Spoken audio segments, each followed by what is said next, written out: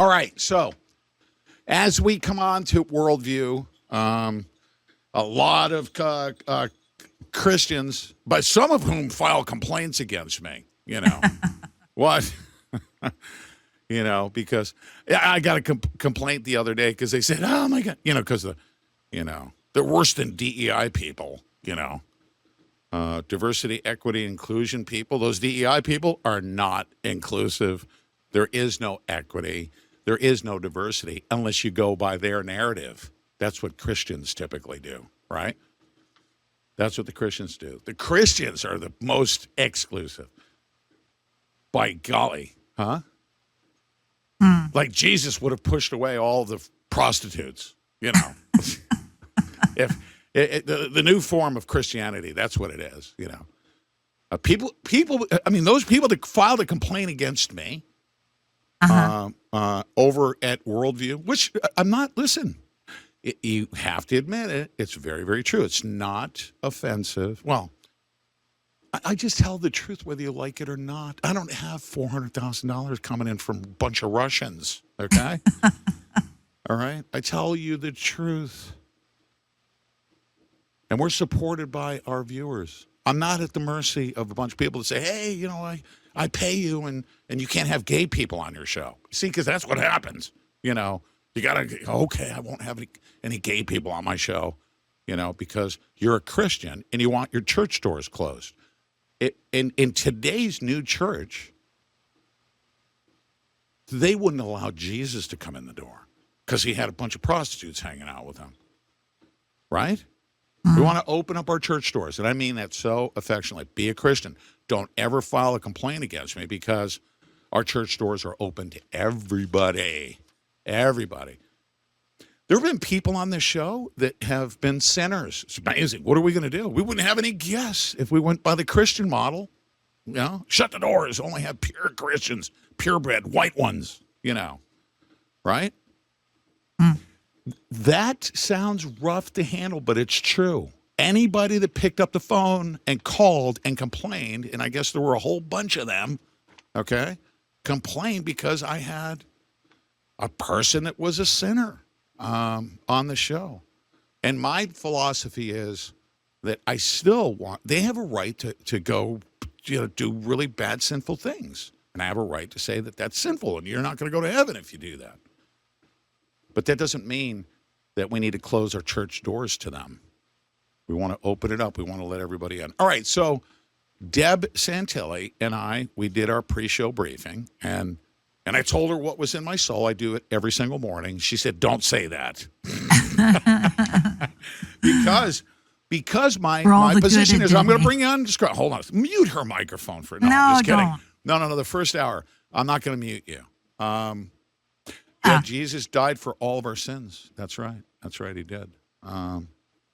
But you guys understand my point. I welcome everyone, even the sinners. And I want you to come to Jesus. I don't want you to just kind of mill around and hang out with me and do drugs and have homosexual sex or anything. That's not right. That's not right at all. And I have the right. You have the right to do sinful things, and I have the right to tell you, to ask you not to, and tell you what the consequences are. I do, but the call and complain is not that I have a problem with the complaint. I'm just saying. Like, you have the right to complain, and I have a right to respond to the complaint and say that's not a very Christian thing to do. It just really isn't. So I want us all to join together as Christians to also bring Deb Santilli on the screen right now, and she's going to oppose what I'm about to say.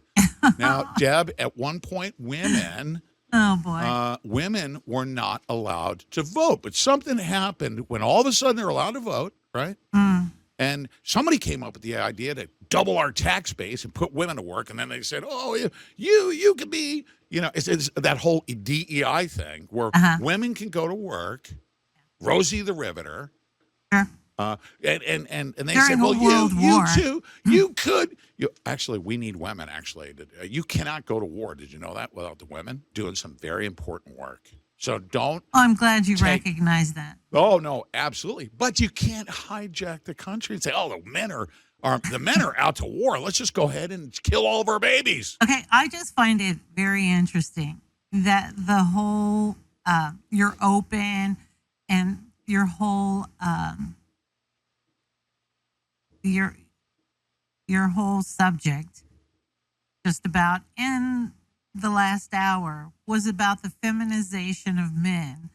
And, you know, I mean, seriously, I get it. I get it that Here's my main point. Is you're that not polls? going to let me get it Hold out. on, I know polls. it. Here are the polls right here. Uh-huh. The patriarchs, the men are stepping up right now. Sure. Okay, and they're like, not just no, but hell no. As a matter of fact, Deb, this is what I would say to you. All right, if all of a sudden, like you said, you broke away and said, "I want to start killing babies. I want to allow my child to just whatever he feels like being at 5 years old. We're going to have him sent in for transgender reassignment or whatever. And then you want to kill your babies and you want to vote for a communist like Kamala Harris. You start doing that. You know what I say? What? Check it out. On election day, you're going to be in the kitchen barefoot and pregnant. Yeah. Yeah. Well, since you can't handle the responsibility of voting. Okay. Weak men make hard times.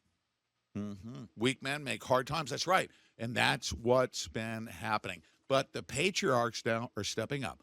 I read this poll because hard times make strong men. That's why.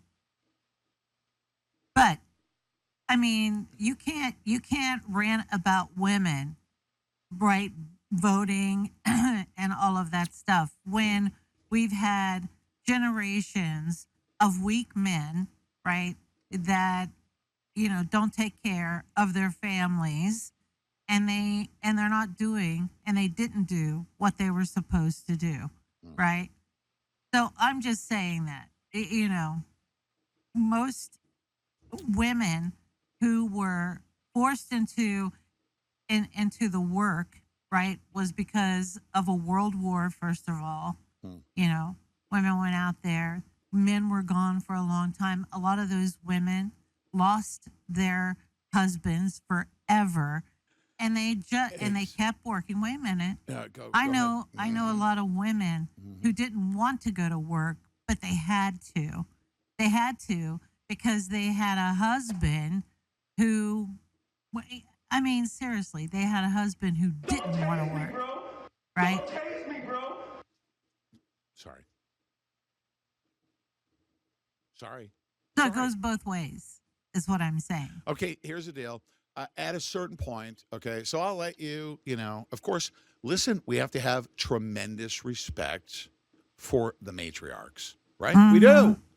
And I'm not saying things that are disparaging towards the matriarchs, all right?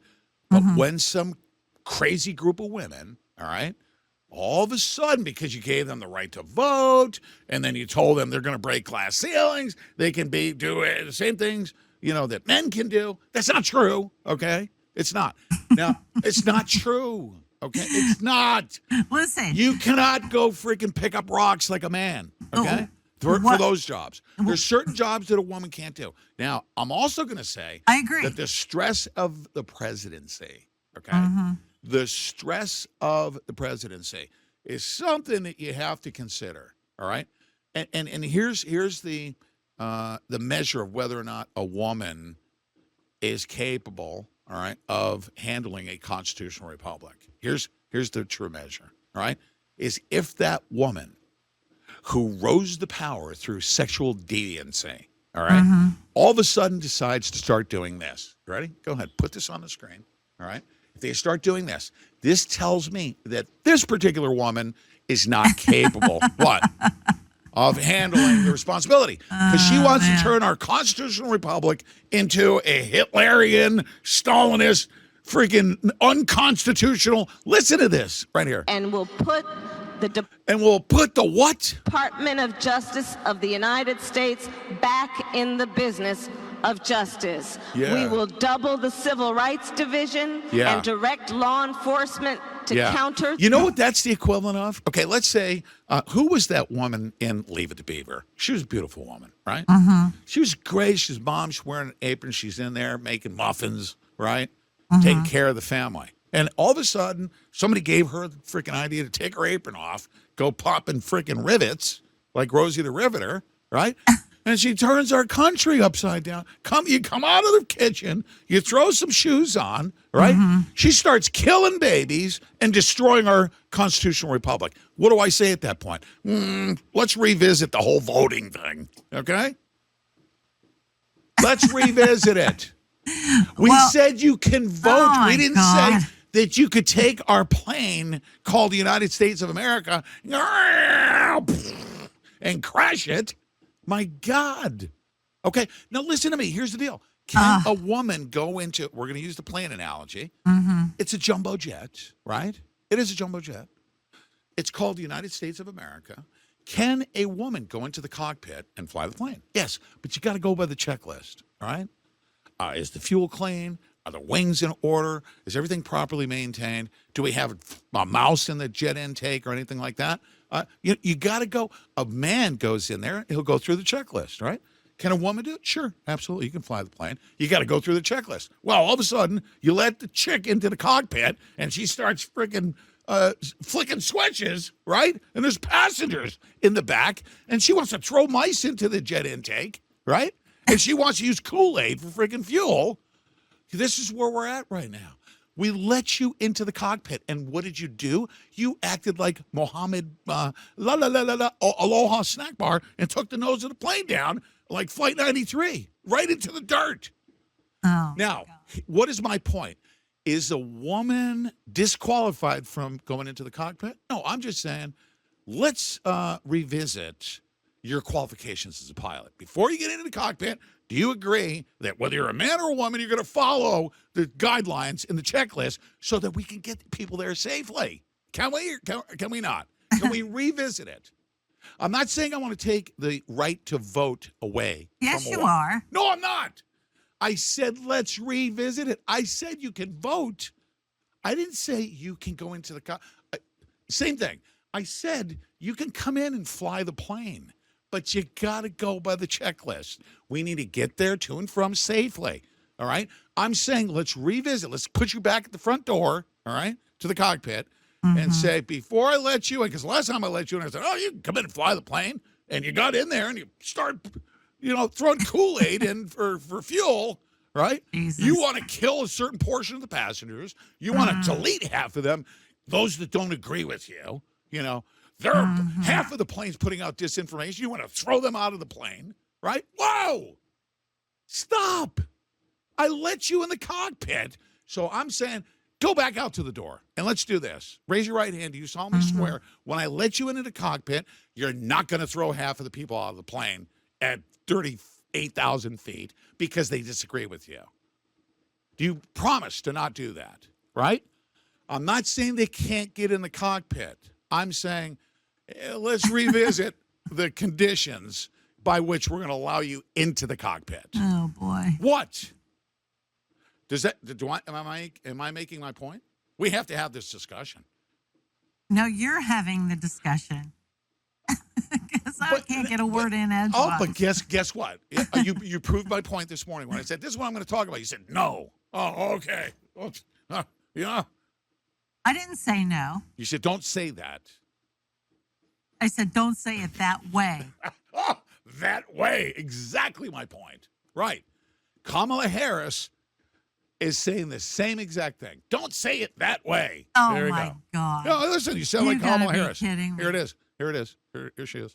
Oh, jeez. And will put the Department of Justice of the United States back in the business of justice. We will double the Civil Rights Division and direct law enforcement to counter this. Exactly. Because she just said the same thing that you did. Don't say it that way. Right? I'm not picking on you. I'm making a point. That's it.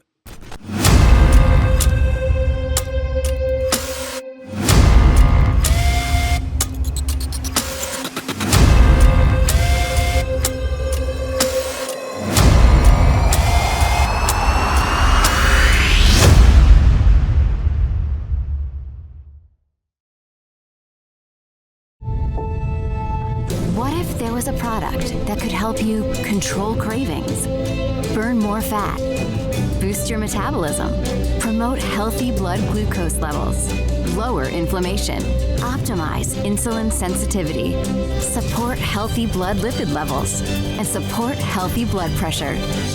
Introducing Bellatrim.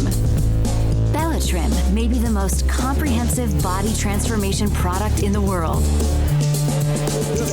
Weight management is more than calories in and calories out. It's about controlling appetite, having a healthier gut, supporting insulin function, stimulating fat-burning metabolism, and promoting healthy blood lipids and blood pressure. A proprietary blend backed by 6 clinical studies. Control cravings. Burn more fat. Bellatrim, powered by nature. Backed by science. Sign up for monthly AutoShip and get a big discount. Visit pete.bellagraceglobal.com today. That's pete.bellagraceglobal.com. Today!